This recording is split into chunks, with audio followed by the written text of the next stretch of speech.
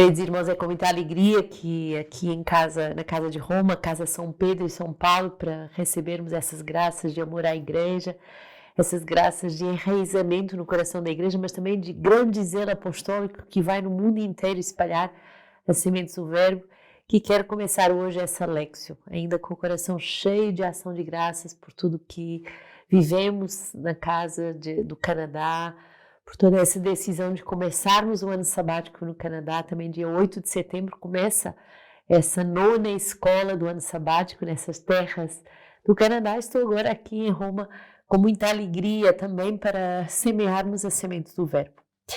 E já temos também jovens aqui interessados na escola do ano sabático. Imagina a graça que é fazer um ano sabático em pleno coração da igreja, com os mártires, com os apóstolos, com as relíquias de todos os santos que fundaram essa igreja de Roma e que podem também nos ajudar a fundar a nossa própria vocação. Então, por tudo isso, grande ação de graças. E hoje, na nossa meditação da Léxio, e começando com o nosso livro de vida, o número 99, sobre o estudo da Palavra de Deus. E diz assim: na Léxio Divina, Deus vem trabalhar-me através da sua palavra. No estudo, sou eu que trabalho a palavra de Deus. Os dois são necessários. Cada comunitário é responsável em estudar regularmente a palavra de Deus de forma pessoal. Os celibatários, os consagrados e os casais participam em certas noites específicas de formação, segundo a organização que lhes é própria. É necessário, por isso, que todos os clérigos, sobretudo os sacerdotes de Cristo e os outros que, como os diáconos e os catequistas, se consagrem legitimamente ao ministério da palavra e que mantenham um contato íntimo com as Escrituras mediante a leitura assídua e o estudo cuidadoso, a fim de que nenhum deles se torne pregador vão e superficial da palavra de Deus, por não ouvir de dentro, tendo como tem a obrigação de comunicar aos fiéis que lhes estão confiadas as grandíssimas riquezas da palavra divina, sobretudo a Sagrada Liturgia. Do mesmo modo, o Sagrado Concílio exorta com ardor e insistência todos os fiéis, mormente os religiosos, a que aprendam a sublime ciência de Jesus Cristo, com a leitura frequente das Divinas Escrituras, porque a ignorância das Escrituras é a ignorância de Cristo.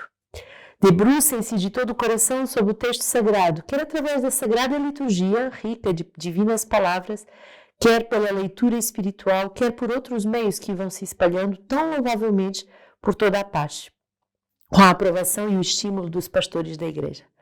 Lembrem-se, porém, que a leitura da Sagrada Escritura deve ser acompanhada de oração, para que seja possível o diálogo entre Deus e o homem, porque a Ele falamos quando rezamos, a Ele ouvimos quando lemos os divinos oráculos. Dei verbo número 25. No estudo, recorramos à ajuda do Espírito Santo, pois não é somente a nossa sede de saber que deve guiar-nos. Há também uma forma espiritual de viver o estudo. O formador vigia para que cada comunitário trabalhe assiduamente a palavra de Deus. Cada um submete o seu tema de estudo e apresenta o seu método de trabalho ao seu formador, que deve ser personalizado em função de cada um. E na comunidade há diferentes possibilidades de material trabalhado no estudo. O estudo de um tema bíblico, quer seja em relação com o acompanhamento, como um ponto a iluminar, converter, curar, quer seja uma preparação de uma próxima missão, ou um assunto que requer um aprofundamento pessoal. Pode haver, então, em todos estes casos, uma confrontação proveitosa com a palavra de Deus. O estudo de uma encíclica, de um documento da igreja, de um concílio, o estudo de um assunto de história de igreja, o estudo dos escritos dos santos, em todo caso, o discernimento com o formador. E é útil para o bem e o crescimento da própria pessoa. É preferível que para a pessoa saber como aprofundar aquilo que vive atualmente e em relação com aquilo que o Senhor já lhe disse. É útil para a edificação da comunidade. Muitas vezes estudamos melhor quando trabalhamos em vista de um serviço ou de uma missão. Neste caso, há uma graça especial que dá um valor diferente daquilo que se busca adquirir somente para si. Estudemos em vista de dar. Aquilo que é dado por graça a um pode ser proveitoso para todos. Trabalhai não pelo alimento que se perde, mas pelo alimento que permanece até a vida eterna, alimento de que o Filho do Homem vos dará, pois Deus, o Pai, o marcou com seu selo. Mesmo no nosso estudo, pode haver uma qualidade de oferta missionária pelos nossos irmãos. Não pode haver estudo para colecionar. Então, tão bonito é esse número do nosso livro de vida que nos exorta verdadeiramente a estudarmos para termos a alegria de dar o verbo. Não estudamos só de uma forma egoísta, só por causa das minhas necessidades pessoais, ainda que legítimas, mas estudamos para poder anunciar o verbo, porque tão bonito o Dei Verbo quando nos diz, não pode pregar aquele que não escuta o verbo de dentro. Quer dizer que o estudo é sempre uma experiência de escuta do próprio Deus que nos ensina através das suas escrituras e que vem falar ao nosso coração, que vem nos formar diretamente e a partir de dentro. A partir dessa experiência do coração, do lugar mais profundo do nosso ser, que é o nosso coração. Não só de uma forma intelectual, claro que também devemos trabalhar essa parte intelectual, e é muito bonito quando nesse número é dito, na Lexio eu me deixo trabalhar pela palavra, no estudo eu trabalho a palavra. E os dois são complementares, os dois são necessários. Por isso, a comunidade organiza noites de formação, tempos formativos, temos os retiros anuais, em que muitas formações nos são dadas. Isso é a comunidade que organiza, mas cada membro da comunidade é convidado, é responsável por encontrar o tempo, os meios para estudar de forma assídua, regular a palavra de Deus. Por isso esse tempo de Quaresma é um tempo tão importante para voltarmos a aprofundar um tema que venha de verdade nos trabalhar, nos santificar e que também nos ajude nas nossas próprias missões. Que tipo de estudos a comunidade Sementes do Verbo se consagra a fazer? São vários os estudos que nós podemos fazer. E uma coisa muito característica do nosso carisma, o tema bíblico. Quer dizer, um tema que vai percorrer toda a Bíblia, do Antigo Testamento, os Salmos, o Novo Testamento, mas é um tema que vai iluminar, converter e curar o meu coração. Muitas vezes, esse discernimento de qual tema bíblico é trabalhar vem do próprio acompanhamento espiritual. Mas também no estudo podemos trabalhar uma encíclica, um documento da igreja, e é tão bonito toda essa riqueza de documentos da igreja que o próprio Papa ou os dicastérios, por exemplo, da vida consagrada, ou para a família, ou para a missão, tantos documentos sobre a liturgia, por exemplo, sobre a palavra de Deus, como é o caso de Dei Verbo citado hoje, tantos documentos, tanta riqueza para nós podermos estudar. Também estudarmos um assunto da história da igreja. Quão apaixonante é perceber o movimento do Espírito Santo que vai conduzindo o seu povo através da história da igreja, através de momentos de renovação, através de etapas e de momentos de escuridão, mas também de momentos de luz, de iluminação. Como é bonito descobrirmos as sementes do verbo na história da igreja.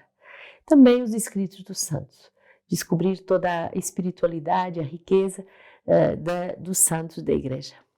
E tudo isso devemos ver em colaboração, em discernimento com o nosso formador pessoal, porque vai nos orientar não a sermos dispersos no nosso estudo, mas termos um estudo focado, tanto em vista da minha santificação, do meu amadurecimento, da minha construção vocacional, mas também em vista daquilo que o Senhor me chama a dar.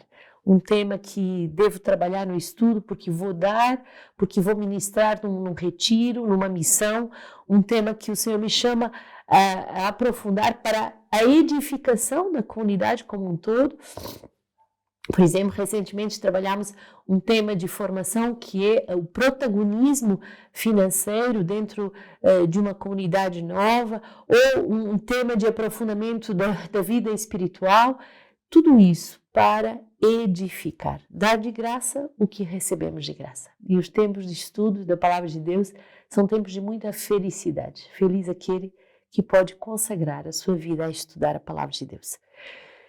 Não para colecionar, mas para verdadeiramente se alimentar daquele alimento que não se perde e que o conduz para a vida eterna. Hoje, a primeira leitura é Jonas 3, de 1 a 10, e essa leitura que nos chama a uma conversão profunda. A palavra do Senhor foi dirigida a Jonas uma segunda vez. Levanta-te, vai a Nínive, a grande cidade, e anuncia a mensagem que eu te disser. Jonas levantou-se e foi a Nínive, conforme a palavra do Senhor. Nínive era uma cidade muito grande, de 3 dias de marcha. Jonas entrou na cidade e a percorreu durante um dia. Pregou então, dizendo, ainda 40 dias e Nínive será destruída. Os homens de Nínive creram em Deus, convocaram um jejum e vestiram-se de panos de saco, desde o maior até o menor. A notícia chegou ao rei de Nínive. Ele levantou-se do seu trono, tirou o seu manto, cingiu-se com um pano de saco e assentou-se sobre a cinza. Em seguida fez proclamar em Nínive como decreto do rei e dos seus grandes. Homens e animais, gado graúdo e miúdo, não provarão nada. Eles não pastarão e não beberão água. Cobrir-se-ão de panos de saco, invocarão a Deus com vigor e se converterá cada qual do seu caminho perverso e da violência em que está às suas mãos. Quem sabe, talvez Deus volte atrás. Arrependa-se e revogue o ardor da sua ira, de modo que não pereçamos. E Deus viu as suas obras, e eles se converteram do seu mal, do seu caminho perverso, e Deus arrependeu-se do mal que ameaçara lhes fazer e não fez. Essa palavra de Jonas tão bonito, que nos chama a uma conversão, e Deus vem nesse tempo da quaresma nos falar uma segunda vez. Às vezes, na primeira vez em que Deus nos fala e nos pede algo, nós revidamos, não obedecemos prontamente. O Senhor vem nos recordar a sua vontade, nos recordar o seu chamado. E devemos ter esse coração dócil que capitula, que cede, que se dobra diante da vontade do Senhor. E Jonas entra na cidade, aceita percorrer essa cidade, aceita pregar essa obra de conversão, esse tempo de conversão durante 40 dias, e é o tempo justamente da quaresma, em que do menor ao maior, todos, do superior ao último que chegou, todos são provocados a viver um tempo de jejum, um tempo de penitência. Então vivamos de bom coração esse tempo da quaresma como um tempo de voltar ao essencial, de voltar a um tempo de purificação pessoal, mas também purificação por todas as intenções do mundo. E aqui na Europa se toca muito de perto esta questão da guerra, esta questão também de uma onda de solidariedade, pessoas que estão recolhendo alimentos, medicamentos, cobertores, já providenciando também lugares de acolhimento de tantos refugiados, de tantos milhares e milhares de pessoas que fogem do país em guerra e de toda esta situação dramática que se vive, mas nesse tempo de quaresma, nesse tempo de jejum, nesse tempo de penitência, devemos clamar o perdão dos nossos pecados, a misericórdia de Deus, mas também uma conversão de vida. Não nos centrarmos tanto em nós, mas verdadeiramente vivermos uma vida centrada em Deus. O Salmo 50 vai nos convocar a esse clamor. Tem piedade de mim, ó meu Deus, por teu amor apaga minhas transgressões, por tua grande compaixão lava-me inteiro da minha iniquidade e purifica-me do meu pecado. Ó Deus, cria em mim um coração puro, renova um espírito firme no meu peito, não me rejeites para longe da tua face, não retires de mim teu santo espírito. Pois tu não queres um sacrifício, um holocausto não te agrada, sacrifício a Deus é um espírito contrito, coração contrito e esmagado, ó Deus, tu não desprezas. Então peçamos a Deus durante esse tempo um coração verdadeiramente contrito, com essa compunção, que é uma graça muito defendida na igreja ortodoxa, na igreja oriental, que é o lembrar-se dos pecados cometidos para não voltar a cometer, para poder verdadeiramente se arrepender, verdadeiramente pedir perdão ao Senhor e não voltar a cometer os mesmos pecados. Pedir ao Senhor esse coração purificado, esse coração revirginizado, lavado, mais branco do que a neve. E é bonito no Canadá, com tanta neve, fazia menos 35 graus, Quando nós meditamos esse salmo, o teu pecado, por mais escarlate que seja, ele se tornar-se-ão branco como a neve. Tudo é branco, tudo é branco.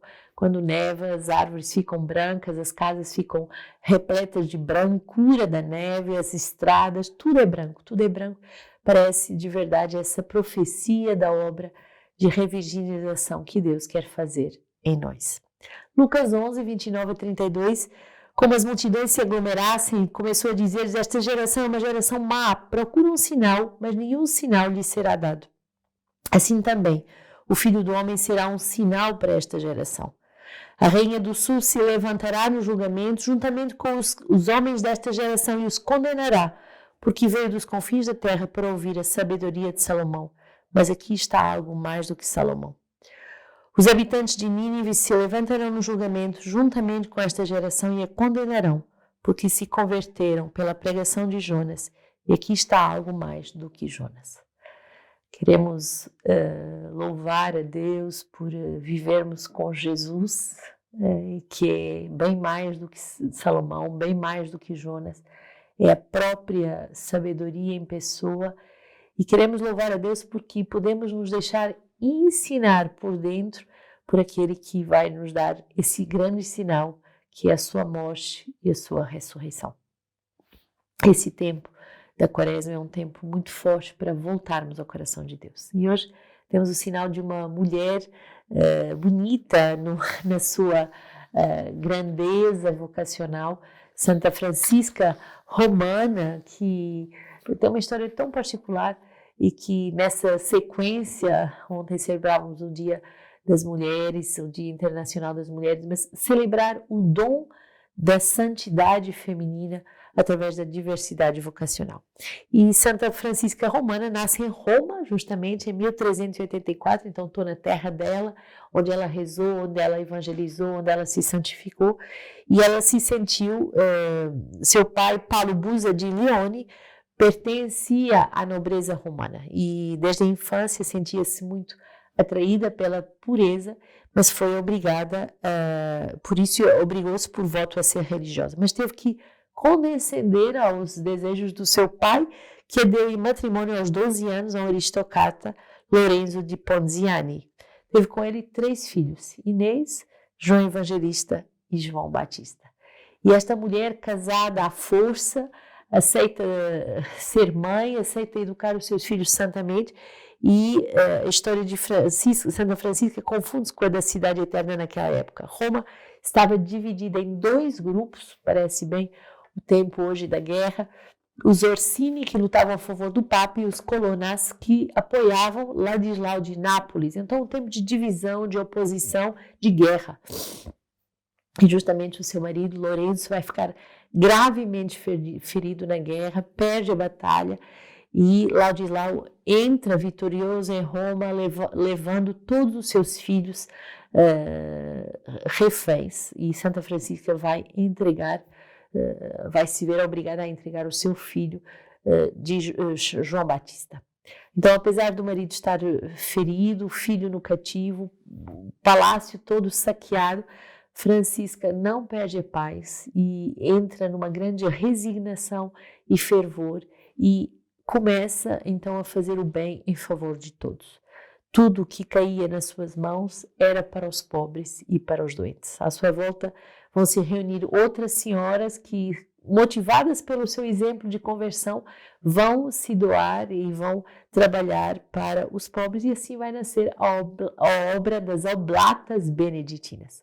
Uma mulher casada que vai fundar uma obra religiosa, um ramo dos beneditinos, como as Oblatas Beneditinas. E aí, grandes mistérios são confiados a Santa Francisca Romana, que tem o dom de revelar segredos das almas, penetrar, fazer milagres.